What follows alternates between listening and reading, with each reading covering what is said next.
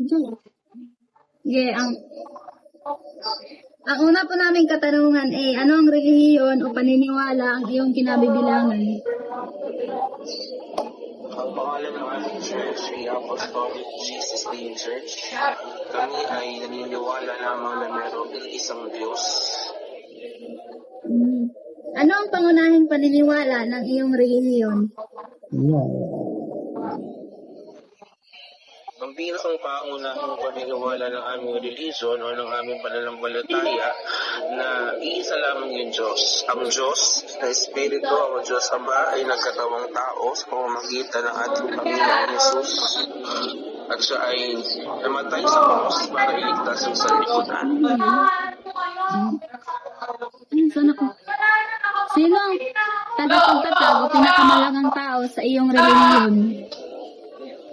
Kung susuriin ang tagapagtatag ng church, ng aming simbahan ay hindi tao lang o karaniwang tao. Siya yung Diyos na nagkatawang tao. Siya si Jesus Christ. Yung aming mga aral, yung doktrina na nagmula sa mga apostol. At syempre, sino ba yung nagturo sa mga apostol? So, si Jesus Christ. So, ang pinakang center, ang pinakang nagtatag ng aming religion ay si Jesus. Okay po. Anong banal na aklat o sagradong teksto ang sinusunod ng iyong relihiyon? Ang Biblia yung pinakang sentro, yung pinakang aklat na aming sinusunod sa aming religion. Especially yung Acts 2:38 na kung saan makikita doon na kinakailangan magsisi sa ating mga kasalanan, magpabautismo sa pangalan ng ating Panginoong Hesus, ikapagpapatawad ng ating mga kasalanan, at pagkatapos niyon ay matatanggap natin yung kaloob ng banal na Espiritu, at ang patunayan na natanggap natin ito ay makakapagsalita tayo sa iba't ibang wika na hindi natin pinag-aralan. Okay po. Ano ang ilan sa mga gawain o ritual na karaniwan mong ginagawa? Ang mga gawain ay aming pananalangin sa bawat araw, ang pag-aayuno or fasting, pagbabasa ng Biblia, at siyempre pagdalo sa mga pagtitipon kagaya ng prayer meeting, Bible study, at saka ng worship services tuwing linggo. Paano naapektuhan ng iyong relihiyon ang iyong pang-araw-araw na buhay? Dahil sa salita ng Panginoong Hesus, siyempre ginagabayan ako nito sa desisyon sa bawat araw, maging ito man ay maliit o malaki. Ito ay aking ipinapanalangin muna, hinihingi ko muna yung gabayan ng Diyos kung ano yung dapat kong gawin sa bagay o sa bago ako magdesisyon.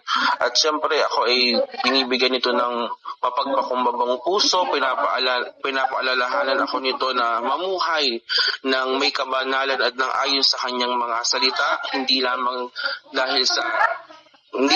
sa aking sarili o sa kung ano yung alam kong tama, kundi kung ano yung sinasabi ng Biblia na tamang gawin. Ito. Anong mga pagpapahalaga ang itinuturo ng iyong relihiyon sa pagkikitungo sa kapwa? Pag-ibig at habag sa bawat isa. Yung pagpapatawad, kahit kasi siyempre hindi naman perfecto, hindi porket nasa church na yung tao ay mga perfecto na sila o kami, siyempre kami pa rin ay nagkakaroon ng mga pagkakasala, nagkakaroon pa rin ng mga bagay na hindi pagkakaunawaan. So yung tinuturo sa aming religion ay kahit na nasaktan ka, kahit na-offend ka, ay matuto tayong magmahal pa rin sa ating kapwa, matuto pa rin tayong magpatawad at maglingkod sa bawat isa. So, anong mga espesyal na pagdiriwang o relihiyoso okasyon ang inyong ipinagdiriwang? Ang bawat pagtitipon sa church ay aming dinideclare, ito palagi tinitignan namin bilang special na pagdiriwang, yung prayer meeting, Bible study, yung worship services, at minsan meron din kaming foot washing and communion, meron din kaming Thanksgiving services, at marami pa. So, ang last po ay, ano ang pinakagusto mo sa iyong relihiyon o sistema ng paniniwala? Ang pinakagusto ko sa aming religion, sa amin sa church, ang pinakagusto ko ay yung pagmamahalan namin sa isa't isa.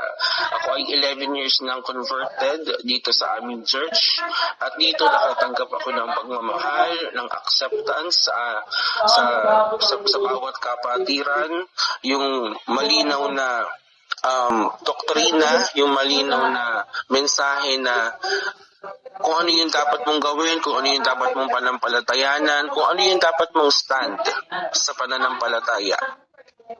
So, yan lang po at marami pong salamat. Hindi po. Ipo, salamat po.